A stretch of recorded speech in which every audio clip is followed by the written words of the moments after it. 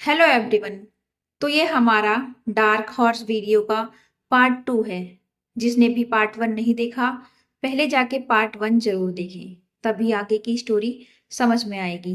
क्योंकि ये उपन्यास काफी बड़ा है, तो इसके कई भाग होंगे। क्यों एक भाग में इसको पूरा नहीं किया जा सकता। तो आइए पढ़ते हैं पार्ट 2। कुछ दूर निकलते ही विनायक बाबू ने बाइक की स्पीड धीमी कर संतोष से पूछा, एटीएम रख लिए हो? हाँ पापा, संतोष ने ऊपरी जेब पर हाथ टटोलते हुए कहा। दरमाहा वाला अकाउंट है, कोई दिक्कत नहीं होगी। इतना कहकर विनायक बाबू ने फिर स्पीड बढ़ा दी। रास्ते में सड़क किनारे एक ढाबे के पास विनायक बाबू ने बाइक रोक दी। यहाँ का पेड़ा बड़ा स्वादिष्ट होता है, 1 किलो बंधवा देते हैं, विनायक बाबू ने कहा। नहीं पापा, रहने दीजिए, चलिए जल्दी पहुंचना है, संतोष बोला। विनायक बाबू तब तक लपक कर दुकान पर पहुंच किलो भर पेड़े का ऑर्डर दे चुके थे। अरे रख लो, कितना भारी है, खाना पीना फिर कब खाओगे, 6 महीना के साल भर पर। उधर दुकानदार पेड़े पैक कर रहा था। अरे भैया, जरा ताजा वाला देना, विनायक बाबू दुकानदार से बोले। उधर संतोष ने आगे बढ़कर पेड़े लिए। इधर विनायक बाबू ने झट से लपक कर बगल वाली गुमटी से एक खिल्ली पान ले ली। इस देश में अगर बेटे का जतरा दही चीनी से बनता है, तो बाप का जतरा पान से बनता है। विनायक बाबू ने फिर दुकानदार को पैसे थमाया और बाइक स्टार्ट कर दोनों निकल गए। स्टेशन पहुंचते 10:15 बज चुके थे। बार बार हो रही धोसड़ा से पता चल रहा था कि ट्रेन प्लेटफॉर्म पर आ चुकी है। 10:30 में ट्रेन के खुलने का समय था। बाइक से झट उतर संतोष ने पीछे बंधे बड़े वाले बैग की रस्सी खोली। विनायक बाबू झोला लेकर आगे बढ़े। तब तक लगभग ऊंचे स्वर में संतोष ने कहा, पापा प्लेटफॉर्म टिकट ले लीजिए। विनायक बाबू पहले तो अनसुने ढंग से आगे बढ़, फिर एक क्षण रुक कर प्लेटफॉर्म टिकट काउंटर की तरफ चले गए। अपने बेटे के अंदर एक सजग और कर्तव्यनिष्ठ नागरिक के गुण को देखकर वे मन ही मन प्रसन्न थे और बस इसी की लाज रखने प्लेटफॉर्म टिकट की लाइन में खड़े हो गए थे। नहीं तो यह पहली बार था जब भागलपुर रेलवे स्टेशन के अंदर जाने के लिए वे प्लेटफॉर्म टिकट ले रहे थे। वह तो घर का स्टेशन था, हमेशा का आना जाना था। यहाँ टिकट लेकर वे खुद की नजर में कतई गिरना नहीं चाहते थे। प्लेटफॉर्म नंबर 1 विक्रमशिला खड़ी थी। दोनों प्लेटफॉर्म पर पहुंच गए। संतोष ने जेब से टिकट निकाला और देखते हुए बोला, S3 में है, 13 नंबर मिडिल बर्थ दिया है। सिविल की तैयारी करने वाले लड़के जब भी कोई पिता स्टेशन छोड़ने जाता, तो मानिए वह PSLV छोड़ने गया हो। खुशी, उत्साह, डर, संदेह, संभावना, सब तरह के भाव चेहरे पर एक साथ दिखते हैं। विनायक जी तुरंत हरकत में आ गए। झटपट झटपट चलते हुए S3 तक पहुंच गए। बोगी में चढ़े और 13 नंबर सीट के नीचे जाकर झोला सरका दिया। तब तक पीछे पीछे संतोष भी बैग लटकाए आ गया। विनायक बाबू ने लंबी सांस छोड़ते हुए कहा, चलो सामान एडजस्ट हो गया, आराम से जाना, बिना किसी लाग लपेट में पड़े एकदम लक्ष्य बना के पढ़ो। काम भर जितना खर्चा हो निकाल लेना, ATM तुमको दे दिए हैं। पूरा समाज का नजर है, सबको दिखाना है कुछ करके। हम पैसा देने में कभी कमी नहीं करेंगे। तुम्हारा काम मेहनत करना है, इसमें कमी मत करना। असल में एक सिविल अभ्यर्थी बेटे और बाप के बीच रिश्ते का आधार इन्हीं दो परम सत्य के आसपास मंडराता है। पिता पैसे को लेकर निश्चित रहता है और बेटा परिणाम को लेकर। बेटे का खर्च चाहिए और पिता को परिणाम। ट्रेन खुलने का समय हो गया। संतोष ने पिता के पांव छुए।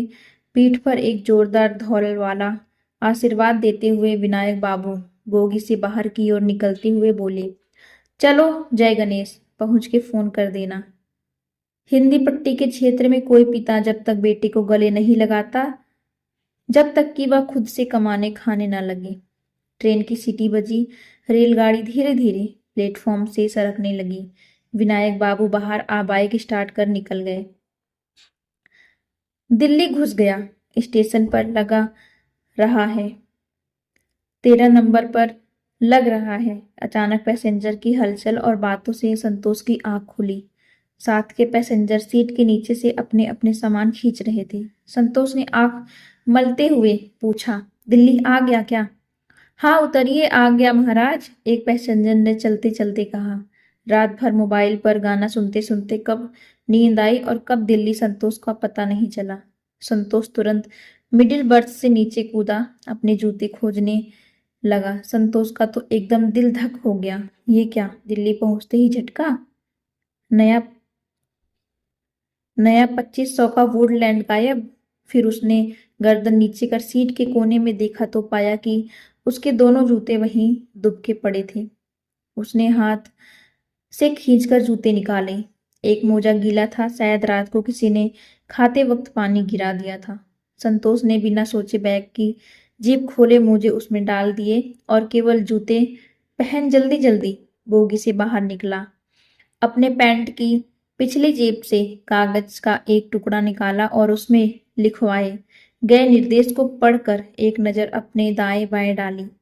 बाईं ओर उसे अजमेरी गेट की तरफ जाने के लिए तीर का निशान दिखा। संतोष उसी दिशा में चलते हुए स्टेशन से बाहर आ गया। मेट्रो स्टेशन किधर पड़ेगा? संतोष ने एक सज्जन से पूछा।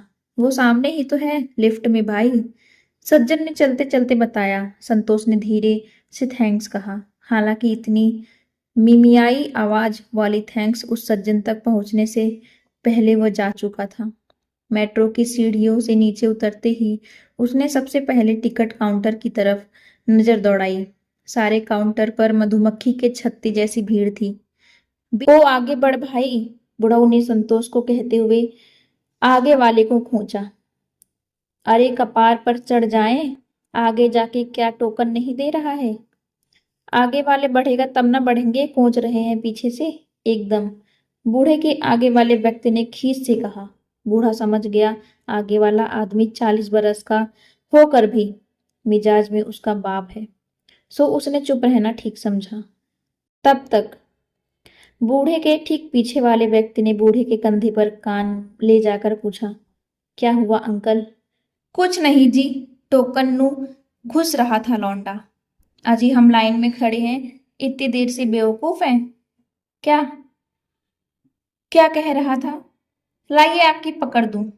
अबे मेरी क्या पकड़ेगा, अपनी पकड़ ले, बड्डे ने बिना पीछे मुड़े कहा। इतना सब सुन संतोष मन ही मन बुढ़ऊ को गरियाता हुआ पीछे लाइन में जाकर खड़ा हो गया। अब तक लाइन और लंबी हो गई थी। सोचने लगा साला चाचा शब्द भी फेल हो गया। हम सबके तरफ तो चाचा कहने की गर्माहट से चोर डकैत पुलिस दरोगा जैसा मोटा चदरा भी पिघल जाता है। यहाँ साला छेद तक नहीं हुआ। उसकी अपनी भावना में समझा जाए तो मूड झटुआ गया था उसका। झटुआना आदमी के खिन्न होने की चरम अवस्था को कहते हैं। लगभग 20 मिनट तक खड़े लाइन के चलने के बाद उसका नंबर आया। भैया एक विश्वविद्यालय स्टेशन का टोकन दे दीजिए, संतोष ने 500 का नोट देते हुए कहा। चेंज दे दो भाई, काउंटर वाले ने कहा। चेंज नहीं है सर, संतोष ने स्वर नीचे करके कहा। चलो देख लो भाई, हटो साइड आ जाओ, पीछे वाले को आने दो, काउंटर वाले ने अपना हाथ उचकाते हुए कहा। संतोष एकदम खिन्न मन से साइड हो गया। साला, सर शब्द भी फेल, यही सोचा उसने मन में। उसके सारे शब्द चूके जा रहे थे। वह धीरे धीरे समझ रहा था कि ये जहर शब्दों से परे है, भावनाओं से परे है। संतोष साइड में खड़ा लोगों द्वारा दिए जा रहे हर नोट को बड़ी उम्मीद से देख रहा था कि जल्दी 500 का खुदरा पूरा हो जाए। लाओ जल्दी से पैसे, लाओ जल्दी से पैसे, कहाँ का दूं? अचानक अपने पैसे वाले दराज को देखते हुए काउंटर वाले ने संतोष से कहा। संतोष ने साइड से ही खड़े खड़े झट से अपना हाथ काउंटर के शीशे के गोल छेद में घुसा दिया और बोला, हाँ विश्वविद्यालय का चाहिए सर। टोकन लेकर संतोष अंदर प्लेटफॉर्म पर जाने की लाइन में खड़ा हो गया। लाइन में आगे सरकते हुए जैसे ही उसने अपने दोनों बैग और झोला स्कैनर मशीन में डाले, एक क्षण में ही यह विचार उसके मन में कौंध गया कि स्कैनिंग में सत्तू, ठेकुआ, निमकी और लिट्टी का फोटो देख पता नहीं क्या छवि बन जाएगी इंचार्ज करने वाले सिपाहियों के मन में। एकदम देहाती समझेंगे पक्का। बैग के मशीन से बाहर निकलते ही यह डर भी मन से निकल गया। बैग उठाकर संतोष ने एंट्री गेट पर टोकन टच कराया और गेट के खुलते ही बिजली की फुर्ती से इस तरह उस पार हुआ जैसे नाथुला दर्रा हो, जो बस एक पल के लिए खुला है और फिर तुरंत बंद हो गया, तो पता नहीं कब तक इसी पर चीन में रहना होगा। हड़बड़ाहट में अपना बैग उसने इसी पार छोड़ दिया। संतोष गेट के उस पार से अपने बैग को ऐसे देखने लगा जैसे गदर फिल्म में सन्नी देओल ने सीमा पार अमीषा पटेल को देखा था। उसे लगा मेरी बैग अब उसी पार रह जाएगा। तब तक एक व्यक्ति ने उसका बैग उसे पकड़ाया। उसे अब जाकर चैन मिला। विश्वविद्यालय जाने वाली मेट्रो आ गई। दरवाजा खुलते ही कोई 3-4 व्यक्ति नीचे उतरे और लगभग 200-250 लोग उस पर सवार हो गए। संतोष भी लट झटक कर चढ़ गया। सोच रहा था कि जब जब से ट्रेन से उतरा हूँ साला 1 मिनट का चैन नहीं है। हर जगह समस्या है। कहीं शांति नाम का चीज नहीं है। कहाँ मराने आ गया। सब कहे थे मेट्रो में आराम है। झाट आराम है। इसमें कटहल के जैसा आदमी लोड है। सोचते सोचते वह अब विश्वविद्यालय स्टेशन पहुंच चुका था। मेट्रो से बाहर आ उसने एक आदमी से पूछा, हेलो, ये मुखर्जी नगर वाला चौक के लिए कहाँ से ऑटो मिलेगा? वो सामने से मिल रहा है, पकड़ लो, उस आदमी ने कहा। ऑटो पर बैठते ही संतोष ने ऑटो वाले से कहा, भैया मुखर्जी नगर बन्ना चौक पर रोक दीजिएगा। टेंशन मत लो भाई, वहीं तक जाएगी, ऑटो वाले ने बेफिक्र अंदाज में कहा और फुल वॉल्यूम में पंजाबी गाना बजाने लगा। अगले 10 मिनट बाद संतोष मुखर्जी नगर के बन्ना सिनेमा के सामने खड़ा था। चंद्रयान चांद पर पहुंच चुका था। अब संतोष अपने सपनों के नगर मुखर्जी नगर में खड़ा था। चारों तरफ सफल अभ्यर्थी के पोस्टर ही पोस्टर। इनकी सफलता का शिल्प रचने वाले महान कारीगरों के नामचीन कोचिंग के हेडिक्स भिन्न भिन्न मुद्राओं में बातचीत और चिंतन कर आ जा रहे भविष्य के सिविल सेवक। जूस की दुकान पर सूखे और बाढ़ की चर्चा, चाय की दुकान पर जीडीपी पर बहस, कोचिंग से छोटे किताब से भरे बैग वाले छात्र की तुरंत किताबों की दुकान पर ये दिल मांगे मोर टाइप से किताब ढूंढना, ठीक वैसी नजर से जैसे बगुला सागर में मोती ढूंढ रहा हो। पराठे की दुकान पर आतंकवाद से निपटने की चर्चा। ऐसा अद्भुत नगर था मुखर्जी नगर। अभी अभी मुखर्जी नगर उतरा संतोष, जो अपने दिल में तैयारी का एक दिया लिए उतरा था। ऐसे दृश्य को देखकर अब वो कुछ ही पल में मसाल बन चुका था। बिजली के खंभों और पेशाब घरों में लगे एक 900 रैंक तक के सभी सफल छात्रों के पोस्टर में संतोष खुद को महसूस कर रहा था। वह इस नई दुनिया का हिस्सा बनकर गौरवान्वित था। 10 से 15 मिनट तक इस एहसास को पी लेने के बाद उसने अपने फोन में एक नंबर डायल किया। हेलो, हाँ राय साहब, नमस्कार, हम संतोष बोल रहे हैं, यहाँ मुखर्जी नगर पहुंच गए हैं, संतोष ने कहा। उधर से राय साहब की आवाज आई, स्वागत है भाई, कहाँ पर हैं अभी आप? जी ये बन्ना सिनेमा के ठीक सामने खड़े हैं, एक ठो जूस का दुकान है उसी के पास हैं, संतोष ने उधर उधर नजर टटोलते हुए कहा। बस 10 मिनट रुकिए, वही हम आते हैं, कहकर राय साहब ने फोन काटा। संतोष की राय साहब से मुलाकात बोकारो में एक शादी के दौरान हुई थी। राय साहब ने तभी संतोष को अपना पता ठिकाना और नंबर देते हुए कहा था, अगर दिल्ली में मन को हो तैयारी करने का तो जरूर बताइएगा। राय साहब का पूरा नाम कृपा शंकर राय था। वे मूलतः यूपी के गाजीपुर से थे। राय साहब पिछले 5 साल से मुखर्जी नगर में तैयारी के लिए रह रहे थे। पिछले साल ही उन्होंने अपने तीसरे प्रयास में आईएएस की मुख्य परीक्षा दी थी। इलाहाबाद विश्वविद्यालय से इतिहास में एमए करने के बाद उन्होंने बीएड भी कर रखा था। किसान परिवार से थे, पर किसानी ठीक ठाक थी। पिता खेती बाड़ी से मजबूत थे। कृपा शंकर के झड़ते बाल और तेजी से लटकते झुर्रियों के अदब मेवे साथ ही उन्हें राय साहब कहते थे। अरे लीजिए, आ ही गए आप भी आईएएस बनने। सामने से आते ही संतोष को गले लगाते हुए राय साहब ने कहा, देखिए अब आपकी शरण में है, जो बना दीजिए, आईएएस या आईपीएस। संतोष ने अपनी चॉइस बताते हुए कहा। बातों से स्पष्ट हो रहा था वह राजस्व सेवा में नहीं जाना चाहता। 5 फीट 6 इंच अंडर शर्टिंग किए हुए, खुद से सिलवाया हुआ सफेद पर फिरोजी चेक की शर्ट और काली पैंट पहने, बड़ा बक, बकलस वाली बेल्ट, बिना फ्रेम का चश्मा लगाए और पैरों में सफेद मोजे पर अपनी साइज से 2 नंबर ज्यादा का लाल कलर का फ्लोटर पहने राय साहब एकदम 2007 मॉडल अरस्तु लग रहे थे। चलिए रूम पर चलते हैं, राय साहब ने इशारा करते हुए कहा। हाँ चलिए, देखें अपना महल, संतोष ने भरे उत्साह से कहा। महल नहीं कुटिया कहिए, तपस्या करना होता है, राय साहब ने मुस्कुराते हुए कहा। कहाँ रूम है आपका? संतोष ने पूछा। बस यहीं 5 मिनट में नेहरू विहार में है। चलिए ना, पैदल ही पहुंच जाएंगे, राय साहब ने कदम बढ़ाते हुए कहा। अच्छा, ये सब इलाका मुखर्जी नगर में ही है ना? संतोष ने पूछा। हाँ, यहाँ सारी कोचिंग है और बस नाले के पास सटा हुआ है नेहरू विहार। सब एक ही एरिया है। नाले के पार, संतोष ने नाक सिकेड़ते हुए कहा। घबराइए नहीं, उस पर पुल बना हुआ है, नाला तैर कर नहीं जाना है, राय साहब ने कहा। दोनों ठहाका मारकर हंसने लगे। संतोष राय साहब की वाक्पटुता पर मोहित होने लगा था। मन ही मन सोचा, ये होती है खास बात आदमी में, ऐसे नहीं मेंस दे दिया है आईएएस का। संतोष बड़ा वाला बैग दोनों हाथ में पकड़े, छोटा वाला पीठ पर लटकाए राय साहब के साथ चलने लगा। तैयारी करने के लिहाज से 5 साल जूनियर होने के कारण उसने खुद से सीनियर राय साहब के बैग पकड़ने के लिए देना उचित नहीं समझा। दूसरी तरफ पहले से ही कपार पर ज्ञान का बोझ उठाए राय साहब ने अपनी तरफ से अतिरिक्त बोझ उठाना जरूरी नहीं समझा। कुछ ही मिनट में दोनों नाला पार कर नेहरू विहार के फ्लैट नंबर 394 के नीचे पहुंच गए। संतोष ने मकान देखते ही कहा, महाराज एकदम झक्कास है। राय साहब पूरा ले लिए हैं क्या? राय साहब ने मुस्कुराते हुए कहा, अंदर तो आइए, ऊपर थई फ्लोर पर है, सॉरी ऊपर 3rd फ्लोर पर है अपना।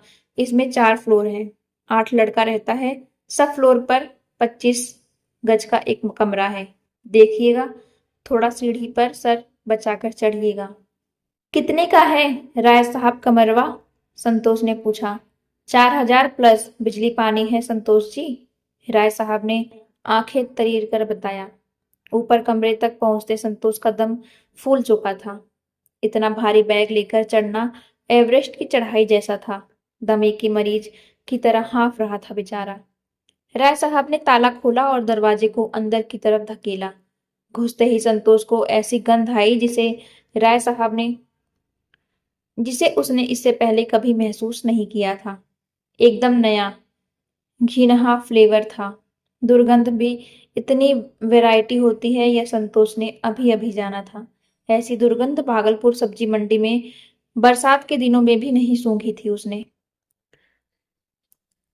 उकाई आने लगी, पर मजबूरी में अगले ही क्षण उसने आगे स्नायु तंत्रों पर नियंत्रण कर उसी दुर्लभ दुर्गंध से अनुकूलता बिठाकर खुद को एडजस्ट कर लिया था। दिल्ली उतरते ही समझौतावादी हो गया था बेचारा संतोष। आपको कुछ महका क्या संतोष भाई? राय साहब ने संतोष को नाक सिकुड़ते हुए देखते ही पूछा। नहीं नहीं, रूम बंद होगा ना इसलिए। वैसे ठीक है, संतोष ने नाक पर हाथ फिराकर कहा। अरे जब आपका फोन आया तब हम खाना का टिफिन खोले थे, ऐसे ही खुला छोड़ निकल गए, वही थोड़ा स्मेल मार रहा है, राय साहब ने खुले टिफिन को चटाई से हटाते हुए कहा। संतोष के लिए सोचना लाजमी था कि जब खाना ऐसा गंध कर रहा है तो बाथरूम की दशा क्या होगी। संतोष को रूम पर बिठाकर राय जी दूध का पैकेट लाने नीचे चले गए। संतोष ने कुर्सी पर बैठे बैठे एक नजर उस पूरे कमरे पर दौड़ाई। दरवाजे में घुसते ही बाईं ओर दुर्लभ शौचालय था। उसकी दशा देख कोई भी राय साहब के सामाजिक दायरे का अंदाजा लगा सकता था।